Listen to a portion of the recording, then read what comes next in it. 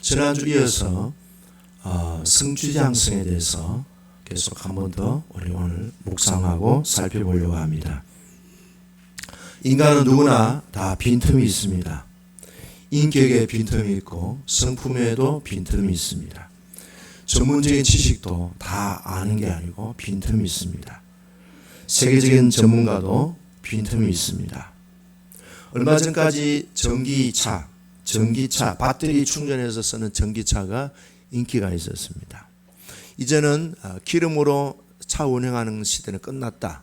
이제는 전기 배터리로. 그래서 무공해 차가 이제 등장했다. 그렇게 얘기했습니다. 그래서 많은 사람들이 서둘러 무공해 전기차를 구입하고 지금도 전기차들이 돌아다니고 있습니다. 근데 최근에는 이 전기 배터리 차가 화재가 많이 났어요. 화재가 많이 나서 사람들이 무서워하고 있습니다. 전기 배터리 차가 지하 주차장에 주차하는 것을 사람들이 싫어하고 있습니다. 시대가 이렇게 바뀝니다. 시대가 이렇게 바뀌고 상황이 바뀌는 것이 우리의 삶의 현실입니다. 완전한 것은 없어요. 한때 우리나라의 암 전문가로서 최고의 전문가로 세계적으로 알려진 의사가 본인이 암에 걸려서 세상을 떠났습니다. 완벽한 인간은 존재하지 않습니다. 완벽하게 다 채워진 사람도 없습니다. 인생의 사계절이라는 책을 지은 폴 투르니에라고 하는 정신과 의사가 있습니다. 이 사람은 내과도 하고 정신과도 하고 또 세계적으로 치유 상담가로 유명한 사람입니다. 이분은 이런 얘기했습니다. 도덕주의 안에는 믿음의 모험이 자리할 곳이 없습니다. 그랬어요. 도덕주의가 뭡니까? 완벽주의죠. 고도의 어떤 윤리적인 그런 마음으로 있는 사람에게는 믿음이 자라날 수 있는 그런 뿌리가 없다. 그런 틈이 없다. 그렇게 얘기했습니다. 그 책에 실린 내용 가운데서 이런 얘기가 있습니다. 어느 날 목사님이 성경을 배우는 청년들에게 이런 질문을 했습니다. 종교가 무엇이라고 생각합니까? 그때 한 청년이 이렇게 대답했습니다. 종교는 하지 말아야 할 것을 가르쳐 줍니다. 그런데 종교가 갖는 의미는 착한 사람이 되라는 것입니다. 그래서 하지 말아야 할 것이 무엇인지 그것을 하지 않으려고 끊임없이 노력하는 것이 종교생활입니다. 라고 대답했습니다. 그런데 기독교가 무엇입니까? 기독교는 무엇입니까? 자, 기독교가 무엇이냐를 우리가 알기 위해서는 마태복음 1장을 참고하시면 도움이 될 겁니다. 마태복음 1장에 보면은 참 우리가 그 내용 장면을 보기가 낯뜨거울 그런 장면들이 많이 있어요. 시아버지가 며느리를 통해서 자녀를 출산합니다. 그 출산한 여자가 다말이라는 여자입니다. 나무의 아내를 뺏어가지고 임신시키고 그 잘 사는 부부의 그 남편을 전쟁터에서 죽게 만드는 살인자요 간음자인 다윗 왕이 나옵니다. 수많은 남성들에게 웃음을 팔고 몸도 팔았던 술집을 경영했던 기생 라합의 이야기가 나옵니다. 두 딸과 아버지가 잠자를 함께해서 한 민족씩 이루는 모압 족속과 암몬 족속이 나오는데 그 모압 족속 가운데 룻이라고 하는 여자가 예수님의 먼 할머니로 나옵니다. 이렇게 성경에 나오는 인물들을 쭉 보면은 거짓말쟁이들이 많습니다. 살인자들, 질투에 눈먼 사람, 배반자, 반역자, 창녀 이런 사람들이 예수님의 조상들로 나오는데 그 의미가 무엇일까? 예수님은 이런 사람들을 다 포용해 주셨다는 거예요. 다 이 사람들을 받아주셨다는 거예요. 그 사람은 어떤 처지에 있을지라도 과거에 어떤 죄를 지었을지라도 예수님께 나오기만 하면은 과거의 모든 문제는 풀어지고 죄사함 받고 새 생명을 얻게 된다고 주님은 지금도 수고하고 무거운 짐진 자들아 다 내게로 오라고 초청하고 계십니다.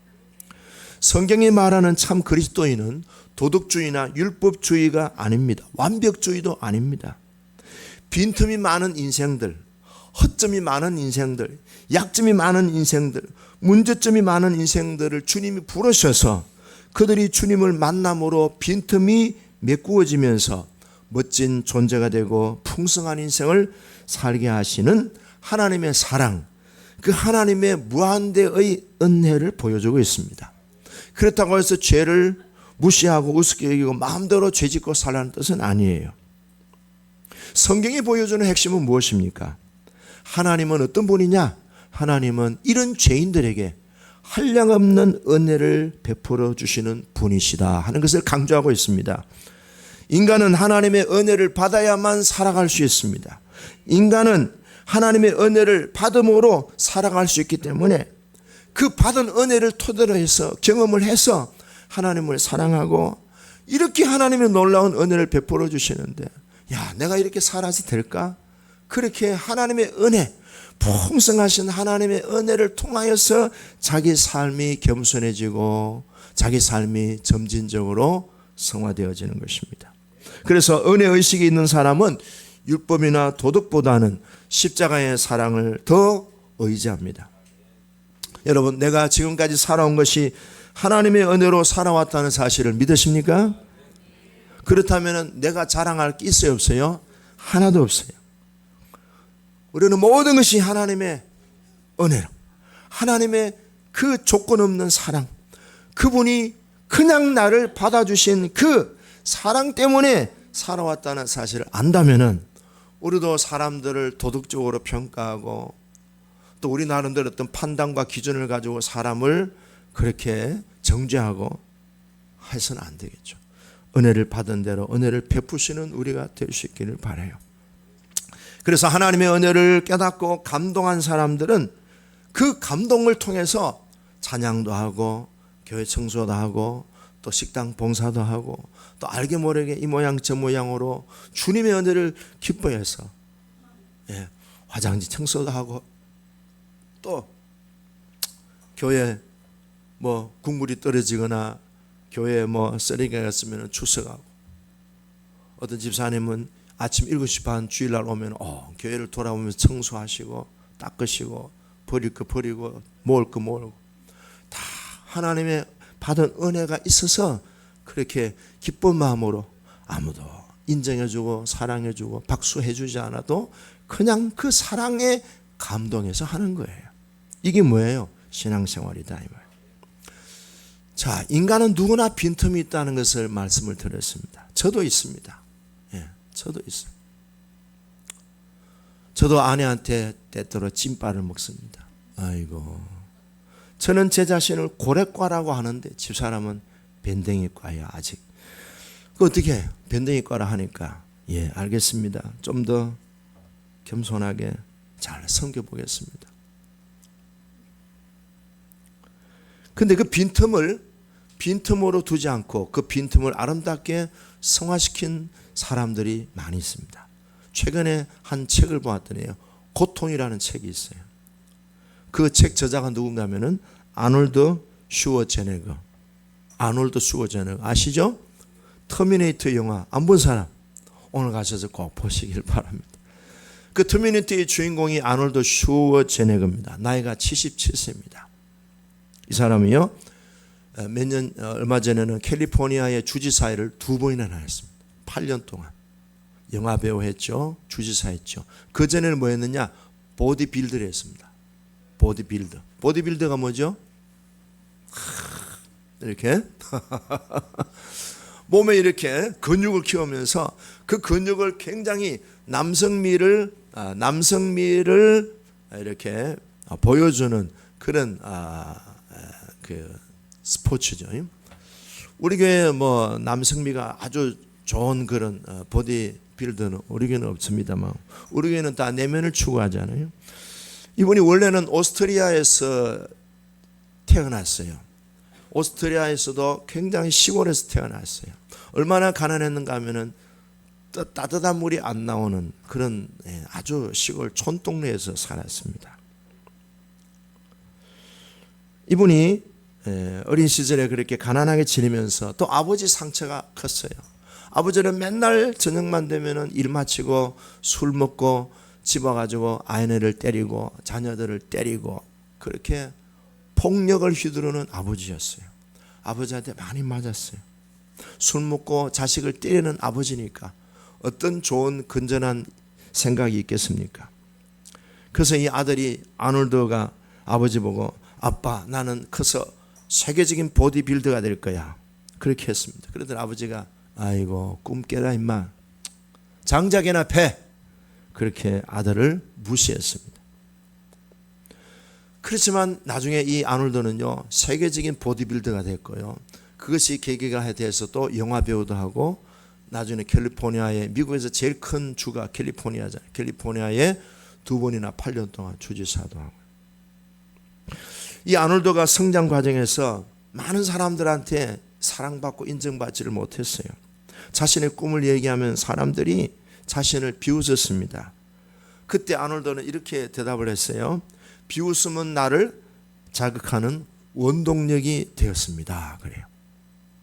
우리는 보통 비웃음을 당하면 어떻습니까?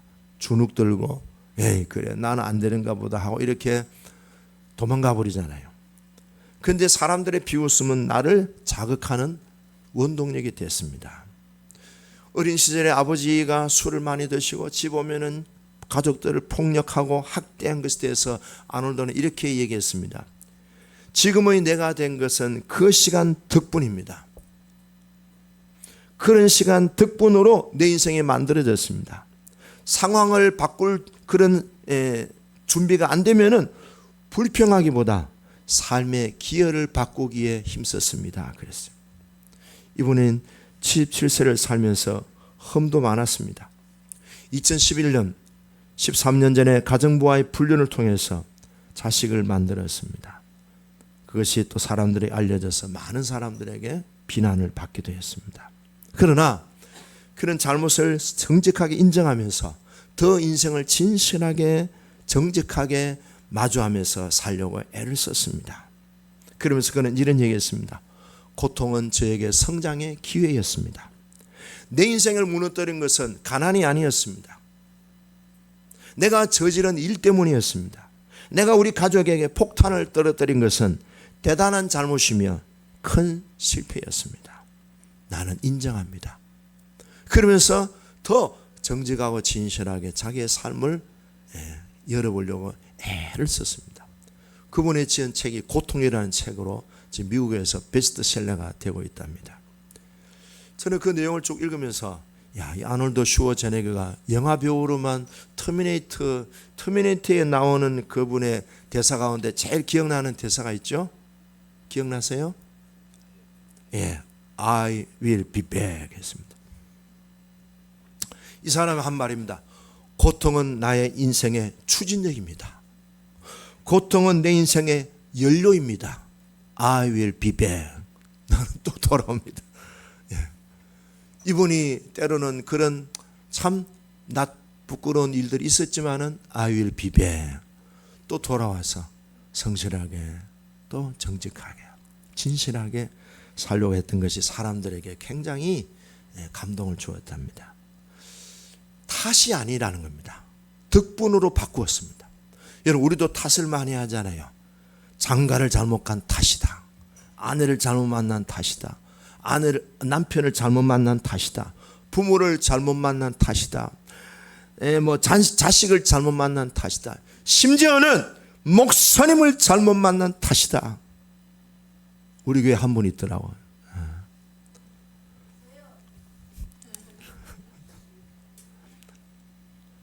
대통령을 잘못 만난 탓이다. 나라 탓이다. 살살하겠습니다. 괜히 나 혼자 흥분해가지고 탓. 근데 이 탓이라는 것을 이 아놀드는요 덕분이라고 그렇게 바꾸었습니다. 따라합니다. 탓이 아닙니다. 덕분에 잘 될 겁니다. 이 관점이 우리 인생을 만든다는 거예요. 가난이 문제가 아니에요. 실패가 문제가 아니에요. 내가 가지고 있는 인생의 텀, 인격적인 텀, 그런 텀이, 빈틈이 문제가 아니다라는 거예요. 이 사고방식, 우리의 어떤 생각의 어떤 그런 시스템, 생각의 어떤 그런 흐름들이 우리 인생을 만드는 거예요. 탓하지 마시고, 그 덕분에 내가 더 하나님 앞에서 잘 되고 온전하게 되니 얼마나 감사합니까? 혹시 지난 주간까지, 이 시간까지 그것 때문에, 그 탓이야 라고 생각했다면 하나님은 그것을 덕분에 네가 더 영혼이 잘 되고 범사가 잘 되고 강건하게 될 것을 믿어라 한다면 우리가 아멘 할 수 있기를 바랍니다. 탓이 아니에요. 아놀드가 얘기했던 것은요, 고통이 뭐냐? 고통은 내 성장의 추진력이 되었다. 남들의 비웃음은 내 전진하는 데에 추진력이 됐다. 그런 얘기합니다. 부부간의 갈등이 왜 없겠어요? 이분도 이혼 직전까지 갔어요.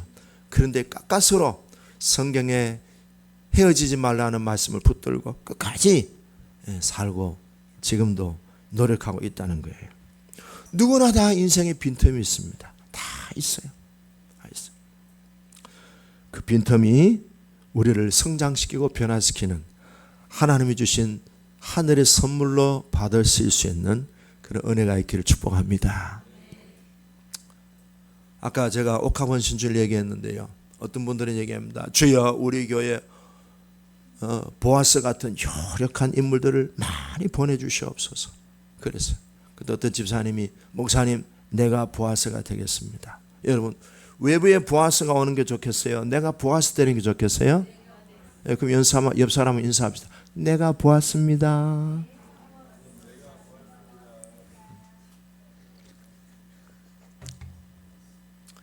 외부에서 보아스가 오면요 10년 걸려요. 근데 내가 보았을 때면요 당장에 우리는 문제를 풀어갈 수 있습니다. 다시 합시다. 내가 보았습니다. 나를 믿으세요. 믿으세요. 정말 하나님이 어떤 방식으로 어떻게 풀어나갈지. 그렇다고 해서 로또 사라는 뜻은 아니에요. 우리 가게에 보면 로또 팔아요. 3등이 몇 명이 됐더라고. 간판에 써붙여놨더라고. 자, 오늘 본문에 보면은요, 죽은 나사로가 예수님이 살아나셨어요. 나사로야 나오라.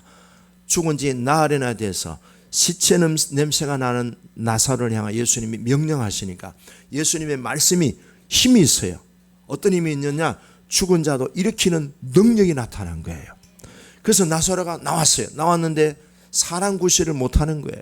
몸이 그냥 배옷으로 칭칭 온통 몸이 감겨져 있고 머리까지 다 감겨져 있는 거예요.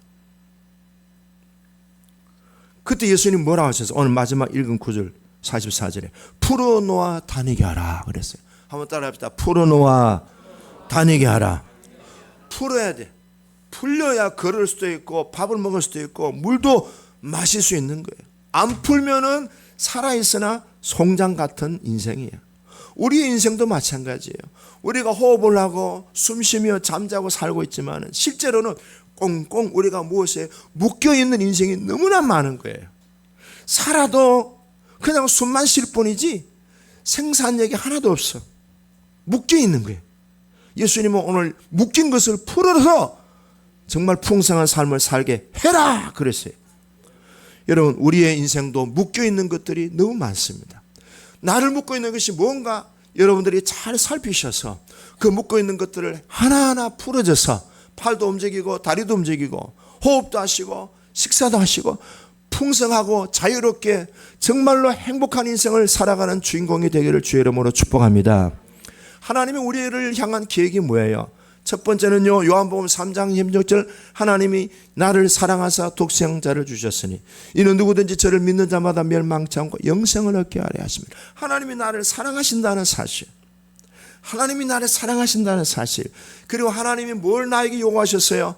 믿으라 이 말. 내가 너를 사랑한다는 이 사실을 믿어라. 이것이 인생의 새로운 터닝 포인트다. 변화되는 시작이다. 두 번째는 뭐예요? 네가 나를 믿으면 너는 나의 자녀가 된다. 너는 내 것이 되고 나는 네 것이 된다.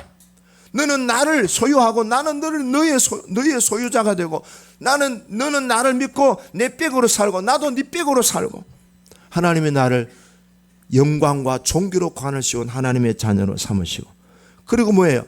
요한복음 10장 10절 풍성한 삶을 살게 하시는 것이 하나님의 뜻이에요.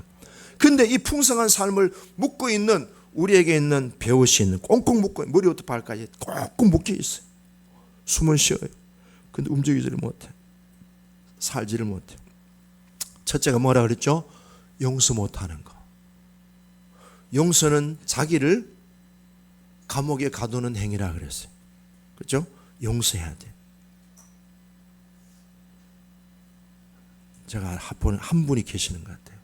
저를 보는 눈빛이 굉장히 불이 타는 눈빛으로 보는 분이 있어요.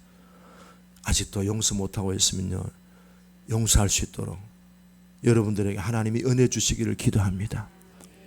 어떤 때는 내 힘으로는 안 돼요. 용서하세요. 그것 때문에 인생이 망가지는 게 아니고 그 사람 때문에 내 인생이 오히려 변화와 성장의 기회가 될 수도 있어요. 돈 떼먹었다고 이를 박박 갈고 있으면요, 이것이요, 내 가까운 사람에게도 상처를 줄 수 있는. 용서하세요. 자, 손을 이렇게 쫙 해보세요.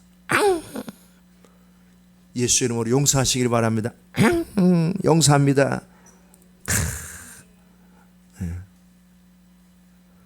용서하면은 풀려요. 용서 안 하면은 그것에 그 사람의 내가 노예가 된다는 것을 지난주에 말씀드렸습니다. 두 번째는요, 내적 맹세. 나는 아버지 같이 안 살 거야. 난 엄마 같이 안 살 거야. 이런 맹세한 것 여러분들 취소하시기를 바랍니다. 따라해 보세요. 어릴 적 내적 맹세한 것을 회개합니다. 취소합니다. 저는 어릴 때 맹세했어요. 나는 절대로 엄마 같은 여자 안 얻는다 그랬어요.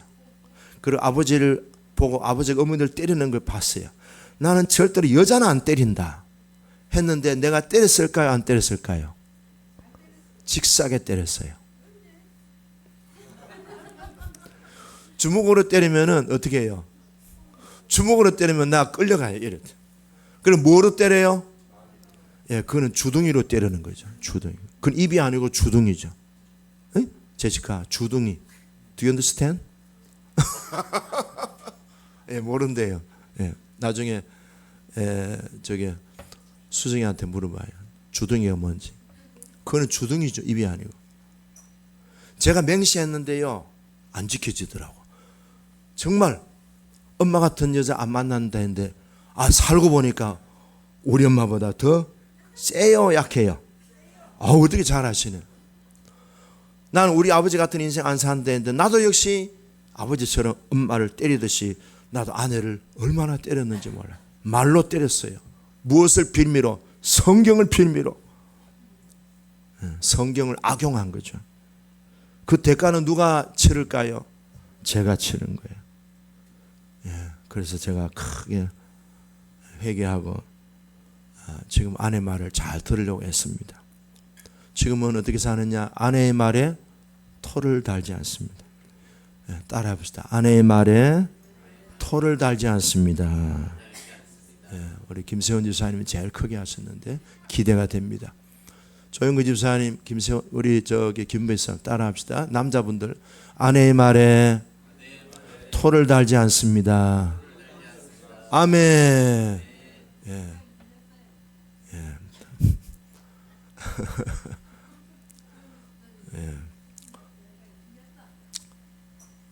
그것이 아내를 존중하고 사랑하는 거예요.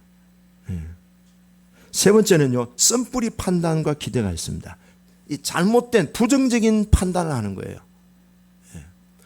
밥을 잘 먹으면은 돼지같이 먹는다 그러고, 적게 먹으면은 까다롭다 그러고, 옷을 짧게 입으면은 노출이 심하다 그러고, 길게 입으면은 시대에 뒤떨어졌다 그러고, 이래도 늘 부정적이야.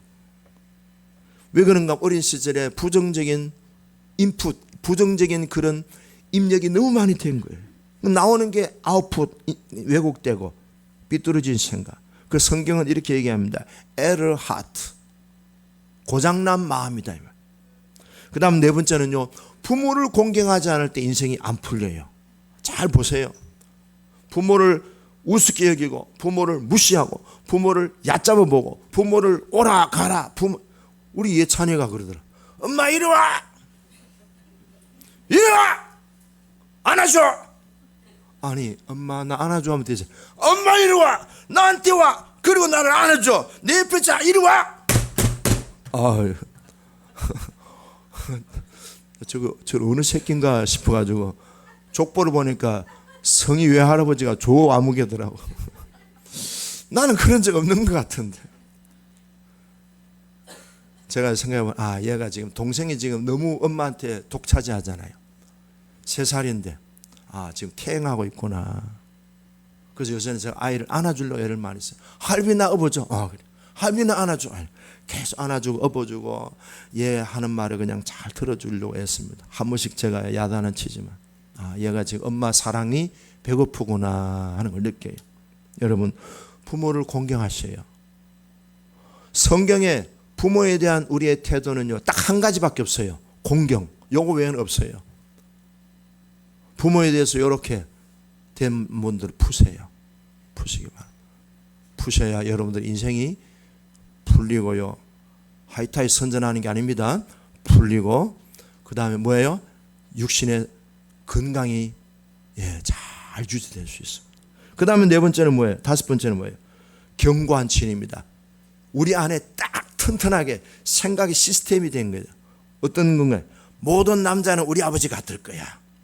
그래서 나는 어떤 남자 안 믿어. 나는 시집 안 갈 거야. 이렇게. 그게요 마음에 딱 생각의 시스템에 고착이 돼버렸어요. 여러분 모든 남자는 다 우리 아버지 같습니까? 아니에요. 더 좋은 남자 훨씬 많습니다. 눈을 뜨세요.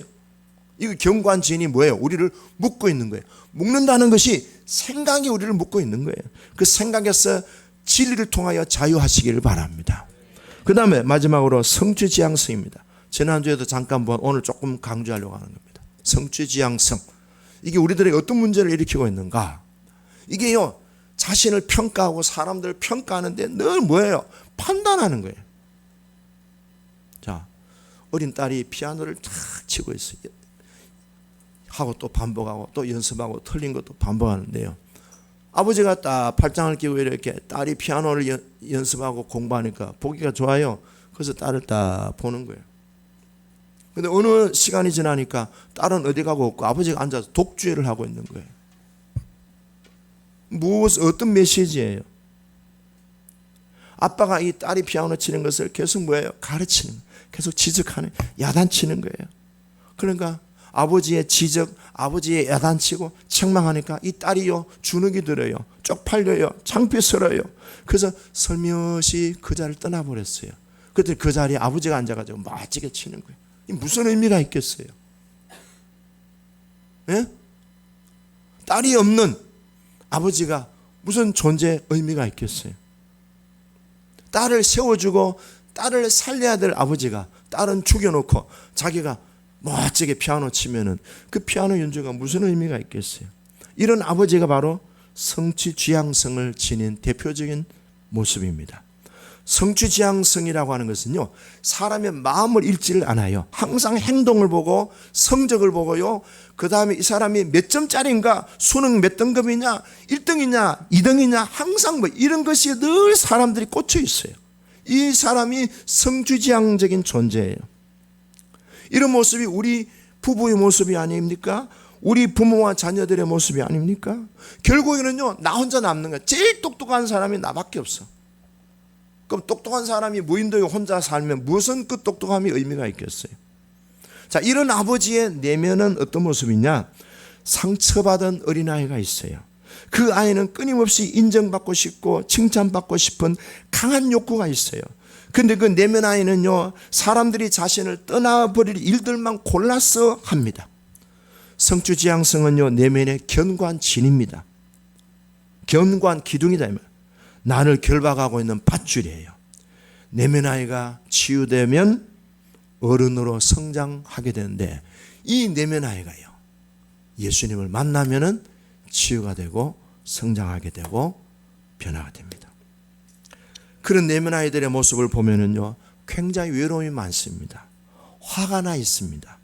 질투가 많습니다. 위축되어 있어요. 주눅들어 있어요. 불안해합니다. 우울해야 있습니다. 그 애가 혼란스럽습니다. 슬픔이 있습니다. 자신을 미워하고 심지어는 자기 자신을 때리고 자기 자신을 비난하고 자기 자신을 학대합니다. 부모의 미숙한 양육으로 생긴 내면 아이는 잘 공감해주고 사랑해줘야 됩니다. 보다듬어주고 위로해줘야 됩니다. 내면 아이가 행복하고 즐거우면 이런 성취지향성은 사라지게 됩니다. 자, 그런 내면 아이가 충돌했을 때에 성숙하게 그걸 극복한 사람이 있는데요. 창세기 보면요, 아브라함과 조카 롯이 재산 문제 때문에 충돌하게 됩니다. 지금 SK 회장하고 그 옛날 부인하고 법정 소송을 벌이면서 우리나라 여성들에게 굉장히 주목을 지금 끌고 있습니다. 조카하고 삼촌하고 재산 문제, 돈 문제 가지고 지금 갈등이 생긴 거예요. 충돌이 생긴 거예요. 어떻게 해결해야 됩니까? 우리 같으면요, 옳고 그름을 따져야 되겠죠. 지분을 따지고 하겠죠. 근데 아브라함이요, 삼촌이잖아요. 조카 롯을 불러가지고, 야, 너도 많이 성장했고 나도 많이 성장했는데 옳고 그런 거 따지지 않겠다. 네가 우하면 나는 좌하고 네가 좌하면 나는 우하리라 그랬어요. 그때 아브라함은 나이가 많죠. 삼촌뻘이니까. 근데 롯은요, 신경 쓰지 않고 딱 보니까 에덴 동산 같이 너무너무 윤택하고 땅이 굉장히 좋은 에덴 동산 같은 땅이 눈에 보여가지고 삼촌 저는 저쪽을 선택하겠습니다. 그래, 네가 그쪽으로 가면 나는 이쪽으로 가겠다 그랬어요. 롯은 물질적인 풍요로움을 선택했지만 아브라함은 하나님의 약속을 선택했어요. 아브라함은 나이가 많은 어른이었습니다. 롯은 나이가 어린 사람이니까 아브라함이 여기서 롯하고 나이 싸움하지 않았어요. 삼촌이고 족하고 그런 족벌 싸움하지 않았습니다. 야, 내가 어떻게 지금까지 너를 키웠고 얼마나 내가 너한테 수고 많이 했느냐? 그렇게 내가 너를 키워줬는데 너는 이 순간에 나를 전혀 배려해 주지 않고 나를 안중에도 없이 하는 네 모습 보니까 나는 너무 섭섭하다. 너는 틀려먹었어. 따지지 않고 롯을 존중해 주고 배려해 주었습니다. 아브라함은 하나님을 믿는 사람이었어요. 근데 하나님을 믿는 사람은 누가 책임져요? 하나님이 책임지셔요. 자, 그래서 롯이 눈에 보이는 것을 선택했다면 성취지향성이라면요, 아브라함은요, 마음에 보이는 살아계신 하나님을 의지했습니다. 또 그 조카 롯에 대해서 따지지 않고 수용해주고 받아주었습니다. 그게 뭐예요? 자, 성취지향성의 반대 개념은 사랑지향성, 존재지향성. 제가 만든 거예요, 그냥. 사랑지향성, 존재지향성, 존재론적인 지향성이다 이 말이에요. 우리의 마음에는요, 좀 더 사람들에게 좋은 것을 그리고 잘 되는 것을 보여주면서 나는 정말 중요한 존재라고 인정받으려고 하는 습관이 있습니다. 예를 들어서 어머니가 아들한테 야, 참 잘했네. 엄마는 너를 사랑해. 어때? 이 말이 좋은 말일까요? 좀 문제가 있는 말일까요? 참 잘했네. 엄마는 너를 사랑해. 라고 말하면 아들은 그럼 반대로 내가 잘못하면 엄마한테 사랑받지 못하겠네. 라는 생각이 딱 스며들게 되겠죠. 그래서 뭐예요? 항상 엄마한테 사랑받기 위해서 잘해야 된다는 강박관념이 생길 수도 있는 거예요. 그래서 이 사람은요, 내 행동을 통해서 사랑을 받을 수도 있고 사랑이 사라질 수도 있구나. 그럼 내가 잘해야 돼. 더 잘해야 돼. 그래서 어떤 아버지는요, 아들한테 조금만 더 잘해. 조금만 더 잘해. 평생 여기에 트라우마가 생긴 거예요. 자기가 목회를 하면서도 더 잘해야 돼. 더 잘해야 돼. 항상 그 메시지에 늘 쫓겨 있는 자기 모습을 보면서 알고 보니까 어린 시절에 아버지가 자기한테 못이박도록 얘기했던 게 조금만 더 잘해봐. 조금만 더 올려봐. 조금만 더 해봐. 이게 늘 자기의 인생을 강박증세로 만들었던 뿌리인 것을 알게 됐습니다. 네가 그렇게 하면 너는 사랑할 수 없어 라는 부모의 말에 자녀는 행위를 통해서 사랑을 공급받을 수 있다는 조건부적인 사랑에 깊이 잠기게 됩니다. 그럼 물어봅니다. 하나님은 우리를 조건을 가지고 사랑하셨어요? 조건 없이 사랑해 주세요? 말은 잘하시네. 대답도 너무 잘하시네. 근데 우리는 사랑을 볼 때 어떻게 합니까? 조건부로 봅니까? 무조건적으로 봅니까? 사람들의 행동을 보고 판단합니다. 그래서 우리 교회에 한 달에 11조를 1,000만 원 내는 사람 오면은 여러분들 어떻게 하시겠어요? 밥이라도 더 많이 주려고 하고 국이라도 더 많이 주려고 하고. 근데 11조 못 내는 가난한 어떤 분이 오셨어요. 노인네가 오면은 먹든지 말든지. 이런 교회가 뭐예요? 성취지향적인 교회예요. 어때요?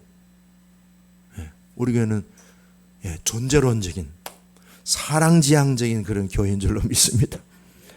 자, 하나님은 우리가 어떤 때 사랑하셨어요? 우리가 기도를 열심히 할 때 사랑하셔요.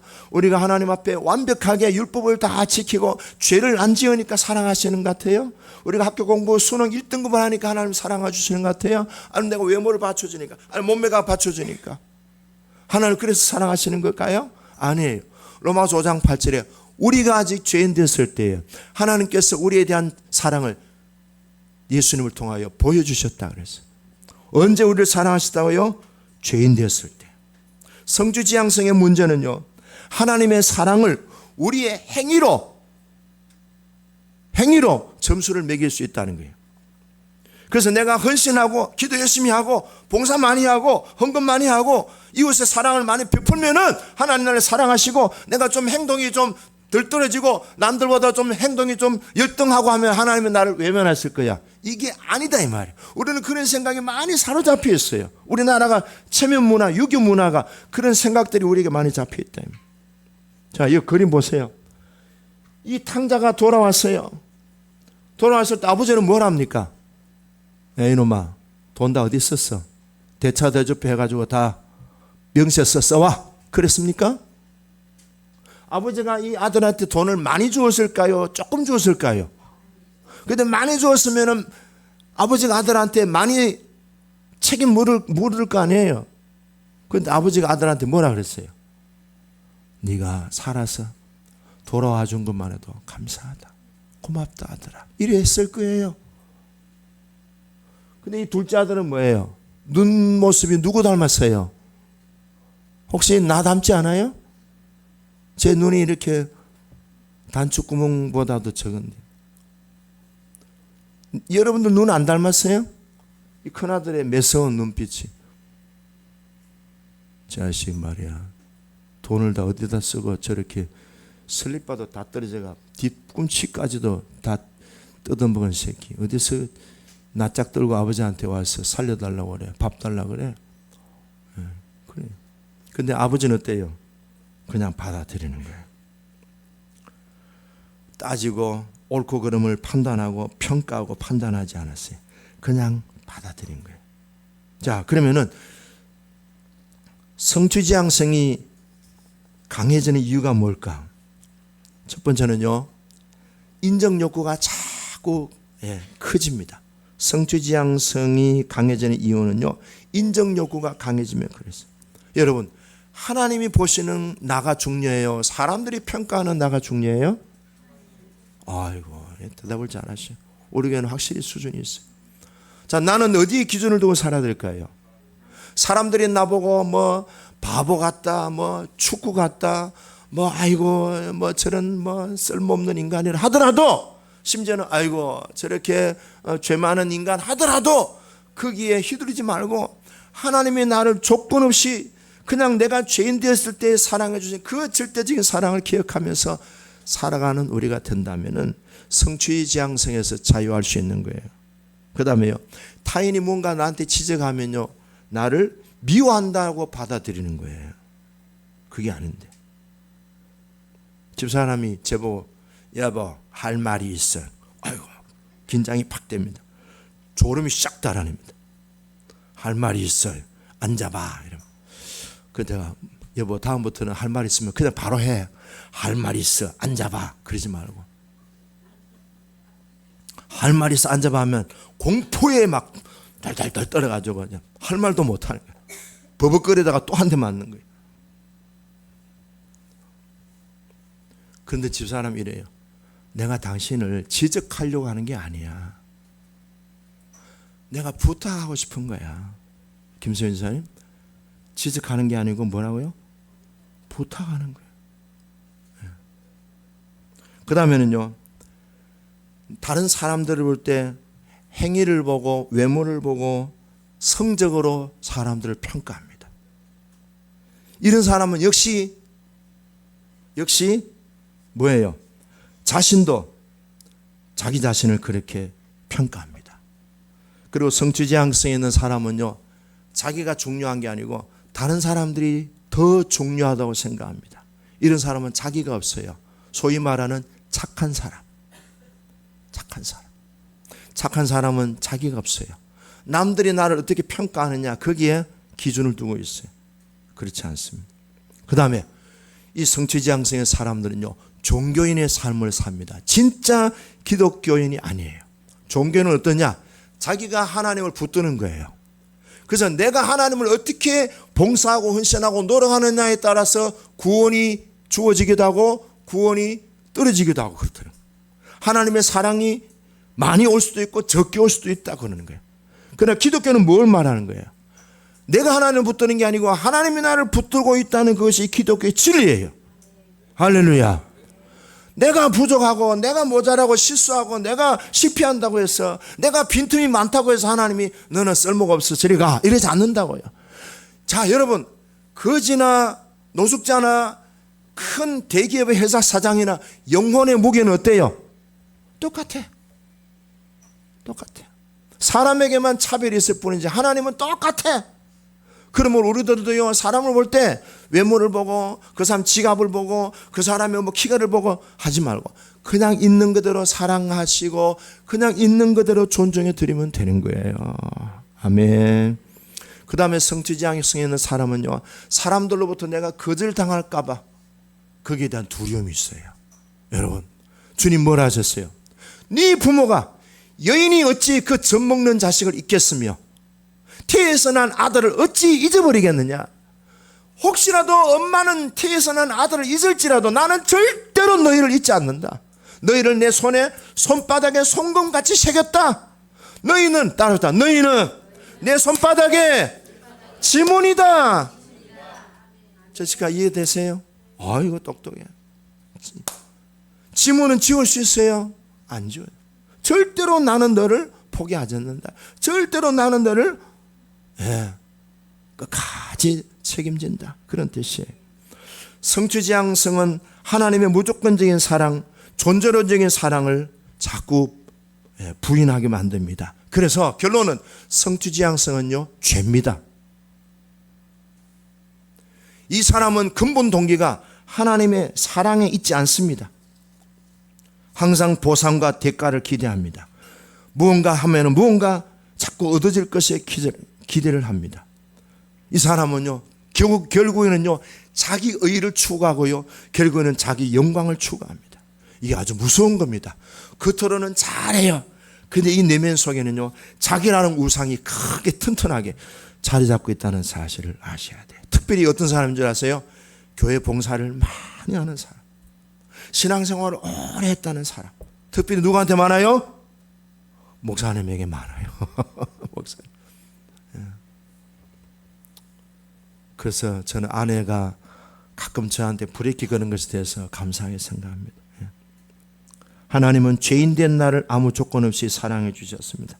하나님은 내가 실수해도, 내가 실패해도, 수능 등급이 꼴찌라 해도, 내가 어떤 잘못을 저질러서도, 내가 어떤 죄를 지었을지라도 하나님은 나에 대한 사랑이 변함이 없으신다. 그러니까 잘 하려고 애쓰지 않으셔도 돼요. 하나님의 무조건적인 사랑이 오히려 더 푹 쩔어지는 우리가 되기를 바라요. 나를 묶고 있는 성취지향성을 풀어놓아 마음껏 하나님의 사랑을 풍성하게 누리는 우리가 되기를 주의 이름으로 축원합니다. 제가 옛날에 했던 거 다시 한번 간단하게 한 몇 줄 읽어드릴게요. 마음을 편안히 가지시고, 사랑하는 나의 아들아, 사랑하는 나의 딸아, 나는 네가 일을 잘해서 성과가 뛰어나고 유능해서 사랑하는 것이 아니란다. 괜찮아. 너는 지금 잘하고 있어. 그만큼 해내기도 쉽지 않단다. 고생 많았다. 조금 쉬어라. 좀 쉬어도 괜찮아. 나는 네가 돈이 많아서 성적이 좋아서 일을 잘해서 사랑하는 것이 아니란다. 네가 성숙해서 사랑하는 것이 아니란다. 너는 내 손으로 지었다. 나의 뜨거운 사랑으로 너를 지었다. 나의 형상대로 지었단다. 누가 뭐라고 해도 너는 나의 소중하고 자랑스러운 내 아들, 내 딸이다. 나는 절대로 너를 떠나지 않는다. 너를 절대로 포기하지 않는다. 너는 나의 소유이며 나의 작품이란다. 나는 너를 무궁한 사랑으로 사랑한다. 나는 너를 옳고 틀렸다는 기준으로 보지 않는다. 도덕과 윤리의 잣대로 평가하지 않는다. 나는 너를 있는 그대로 사랑한다. 너의 존재 자체만으로도 너는 귀하다. 너는 참으로 소중하단다. 나는 항상 너와 함께 있다. 네가 어떤 처지에 있더라도 너는 내 사랑을 기억해라. 내 아들아, 내 딸아, 항상 나는 너와 함께 한단다.